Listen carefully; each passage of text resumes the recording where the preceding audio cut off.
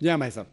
My self Anurag Jain और मैं एक स्टूडेंट हूँ। ज़्यादा तो मैं नहीं जानता इस्लाम के बारे में, लेकिन जैसा आपने कहा तो मुझे ऐसा लगता है कि अल्लाह बहुत दयावान है, जो इंसानों पर और हर जीव पर यानी जानवर पर भी बहुत दया करता है।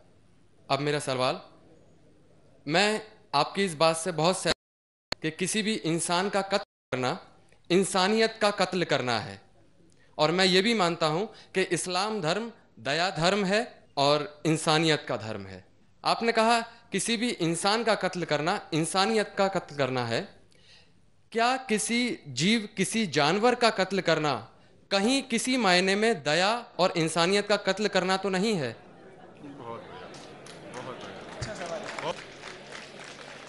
भाई साहब ने बहुत अच्छा सवाल किया कि इंसान का कत्ल करना इंसानियत की कत्ल करने के बराबर है, लेकिन क्या कोई जानवर का कत्ल करना इंसानियत की कत्ल करने के बराबर है क्या नहीं।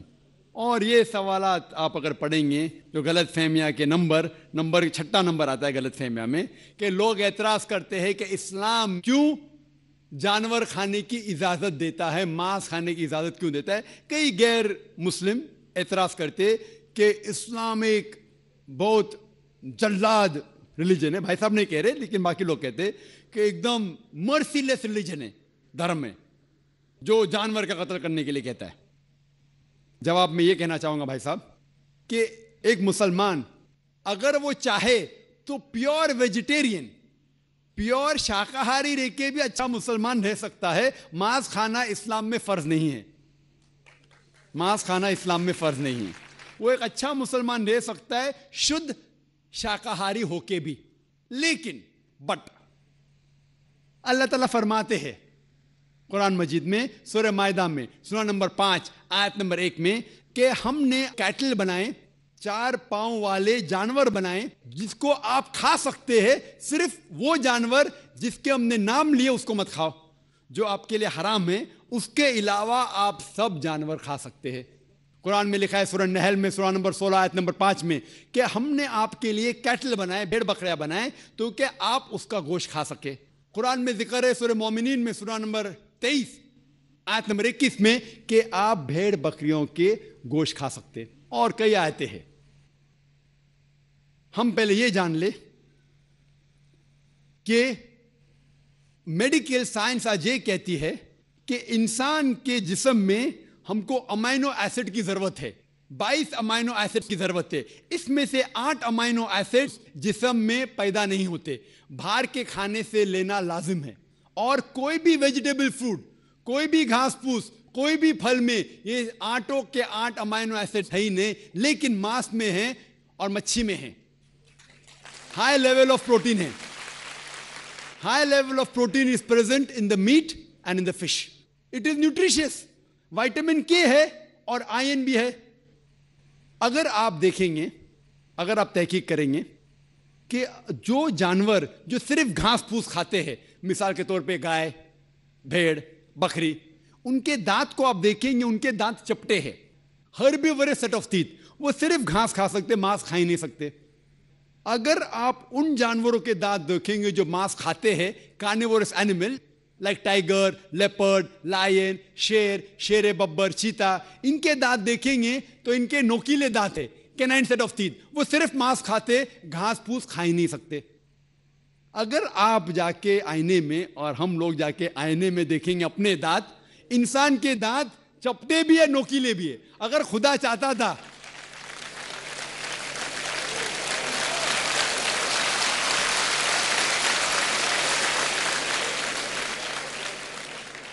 अगर खुदा की ये इच्छा थी कि इंसान सिर्फ घास फूस खाए तो ये नोकीले दांत कैनाइन टीथ क्यों दिए? तो मैं डॉक्टर हूं, मांस खाने के लिए।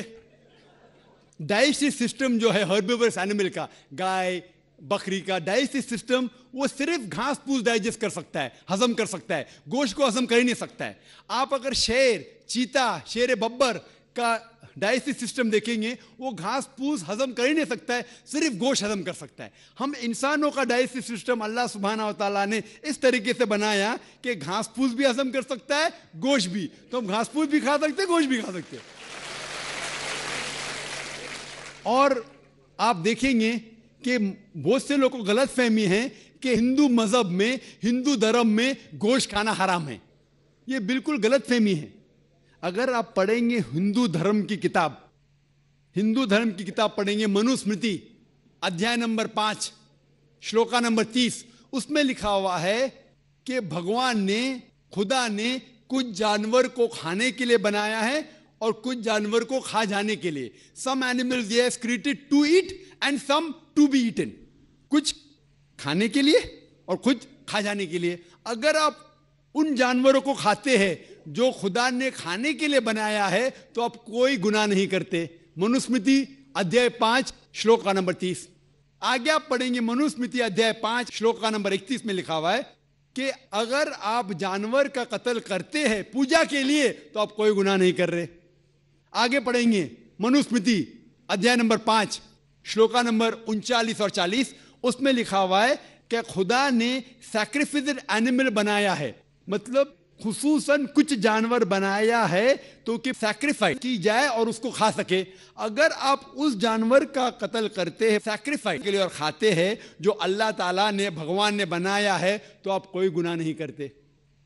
ऋग्वेद में है कि आप खा सकते हैं। ऋग्वेद में यह भी लिखा है कि आप भैंस खा सकते हैं, आप गाय खा सकते हैं। कितने श्लोक के मैं हवाला दे सकता हूं। अगर आप पढ़ेंगे महाभारत, देखो ऋग्वेद तो बहुत कम हिंदू लोग ने पढ़ा है, लेकिन महाभारत तो आप जानते होंगे, सुना होगा। महाभारत पढ़ेंगे अनुशासन पर्व चैप्टर नंबर 88, उसमें जो पांडव के सबसे बड़े भाई युधिष्ठिर, वो भीष्म से कहते हैं कि हम यज्ञ में, पूजा में क्या चीज देना चाहिए ताकि हमारे बाप दादा, हमारे पुरखों को सहूलत हो, आराम मिले, उन्हें पीस, अमन मिले, दे विल बी सेटिस्फाइड। तो भीष्म कहते हैं कि यज्ञ में, पूजा में अगर आप वेजिटेबल्स देंगे, घास फूस, फल, चावल देंगे तो हमारे बाप दादा, हमारे पुरखों 1 महीने तक संतुष्ट रहेंगे। कितने महीने तक? 1 महीने तक। अगर आप मच्छी देंगे तो 2 महीना, अगर गोश्त देंगे तो 3 महीना, खरगोश देंगे तो 4 महीना, बकरी देंगे तो 5 महीना, सूअर देंगे तो 6 महीना, अगर परिंदा देंगे तो 7 महीना, हिरन देंगे तो 8 महीना। ये कंटिन्यू होता है, मेन्यू होता है ना होटल का मेन्यू, उस तरीके से कंटिन्यू होता है। और आगे लिखा गया है अगर आप भैंस देंगे तो 11 महीना, अगर गाय देंगे तो पूरे 1 साल। कौन कहता है? भीष्म कह रहा है युधिष्ठिर से। महाभारत अनुशासन पर्व चैप्टर नंबर 88, मैं हवाला दे रहा हूं। आप ये नहीं कहना चाहिए जाकिर भाई कुछ भी कह रहा है दिमाग से, मैं हवाला दे रहा हूं, ये आपके किताबों में लिखा हुआ है। उसके आगे लिखा हुआ है कि अगर आप राइनोसेरस देंगे, राइनोसेरस, तो हमेशा के लिए संतुष्ट रहेंगे। ऐसे कई चीजें हैं। वजह क्या थी कि हिंदू लोग शाकाहारी बन गए, कई हिंदू लोग। इसकी वजह यह है कि कई हिंदू लोग अहिंसा की तरफ जा रहे थे, वो बाकी मजाहिब से मुतासिर होके। मिसाल के तौर पे जैनिज्म में है कि आपको जानवर नहीं खाना चाहिए, और अगर उनसे पूछेंगे क्यों नहीं खाना चाहिए तो वो कहते किसी भी जीव की हत्या करना गलत है। और भाई साहब भी मुंडी हिला रहे, मैं भी इसको मानता हूं। अगर कोई भी इंसान बिना किसी जीव की हत्या किए जी सकता है तो मैं नंबर 1 हूंगा, number 1। Doctor Zakir Naik number 1 होंगे, क्योंकि मैं डॉक्टर हूं, मैं जानता हूं। लोग कहते हैं कि जानवर को खाना मतलब जीव की हत्या करना। ये पहले जमाने के अंदर जब साइंस टेक्नोलॉजी नहीं बढ़ चुकी थी तो उस टाइम लोग शायद इसे मानते थे। आज साइंस टेक्नोलॉजी बढ़ चुकी है, हम जानते हैं कि इवन जो प्लांट्स है, जो फल है और जो पौधे हैं, उनके पास भी जान है। तो आपकी लॉजिक फेल हो गई। अभी जब हमें यह पता चला कि पेड़ पौधे और फल की भी जान है तो लॉजिक में जरा तब्दीली आ गई। अभी लोग कहते हैं हमें पता है कि पेड़ पौधे की जान है, लेकिन पेड़ पौधे को दर्द का एहसास नहीं होता। ठीक है भाई, ये पहले की बात है। आज साइंस बढ़ चुकी है, हम जानते हैं कि पेड़ पौधे को भी दर्द होता है। वो हंस भी सकते, वो रो भी सकते, उनको भी दर्द होता है। लेकिन ये अलग बात है कि वो जब चिल्लाते हैं उनकी चीख हमारे कानों तक सुनाई नहीं देती, क्योंकि इंसान सिर्फ 20 साइकिल से लेके 20,000 साइकिल पर सेकंड तक सुन सकता है। इसके ऊपर, इसके नीचे इंसान सुन नहीं सकता। क्योंकि हम पेड़ पौधे की चीख नहीं सुन सकते उसका मतलब ये नहीं कि हम उनकी हत्या कर सकते। एक शख्स था जो मुझसे बहुत बहस कर रहा था, वो था, जाकिर भाई मैं मानता हूं कि पेड़ पौधे की जान है, पेड़ पौधे को दर्द होता है, लेकिन ये जानवर के 5 सेंसेस है, 5 समझ है, ये पेड़ पौधे के 2 या 3 कम है, सिर्फ 3 सेंसेस है। तो इसीलिए जानवर को कत्ल करना बड़ा गुनाह है, पेड़ पौधे को कत्ल करना कम गुनाह है।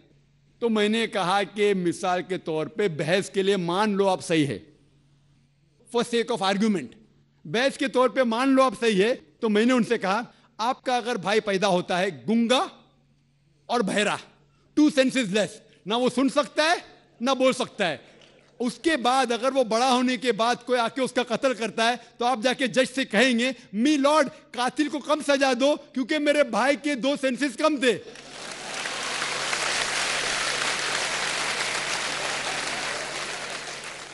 आप तो उल्टा ये कहेंगे कि मेरा भाई तो मासूम था, वो गूंगा था, सुन भी नहीं सकता था, बोल भी नहीं सकता था, उसको डबल सजा दो।